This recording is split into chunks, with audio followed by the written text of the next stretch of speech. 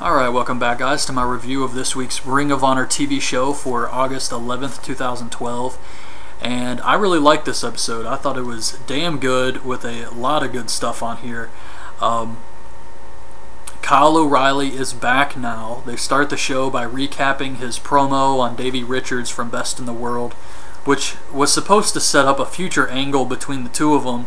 But now with Davey Richards, I have no idea what's going to happen. I mean, these are taped in advance, and now the shoot interview with him has come out. I don't know what his future is going to be. He's going around and acting crazy.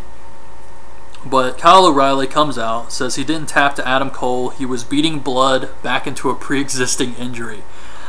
He says that he's going to make an example out of Matt Taven. So we get Matt Taven versus Kyle O'Reilly.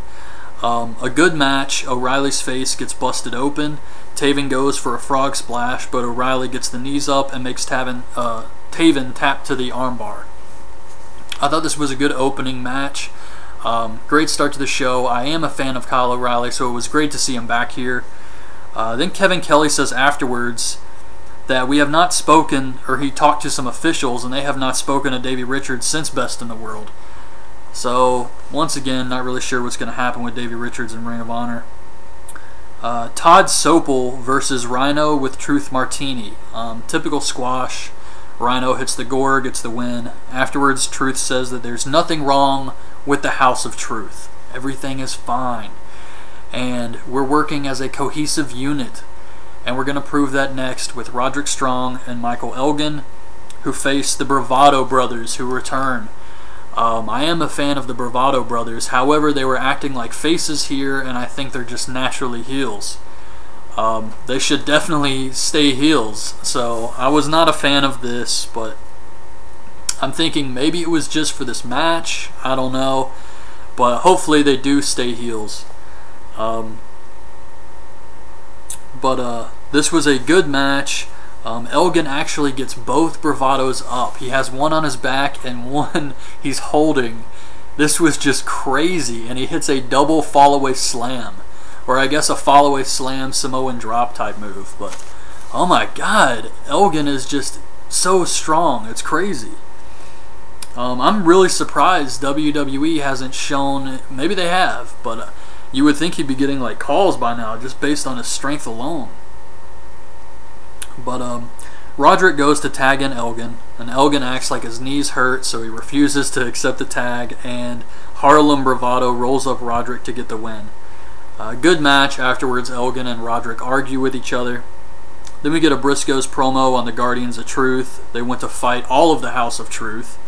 Rhino promo on how he's going to defeat Steen at Death Before Dishonor. And I just got done watching Boiling Point, and this is another thing that bothered me about that whole Truth Martini segment. If you watch my review of Boiling Point, I said I thought it was a bad segment. And one reason is because I felt like it gave away two main events.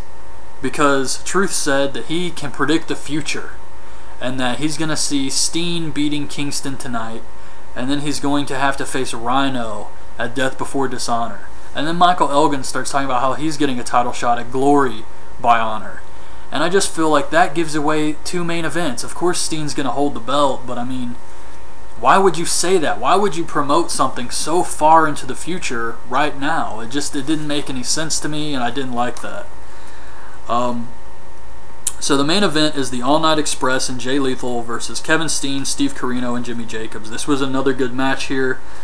Steen was awesome. Just really funny the entire time. And he's got such a great personality in the ring. He's got a presence to him that makes people want to watch him. And you could definitely see it in this match. Jacobs goes for the spike, but gets hit with the lethal injection. So Jay Lethal gets the win. Afterwards, Steen, Corino, and Jacobs attack them. And Jacobs and Corino hold up the tag belts. So they have the tag titles. Steen has the world title, and Kevin Kelly's like, oh, as if. And I just thought it was really funny. But yeah, Boiling Point was an alright show. Not a bad pay-per-view for $15. You got a lot of matches and wrestling, so I couldn't really complain about that. And then I thought tonight's TV show was really good too. So looking forward to that.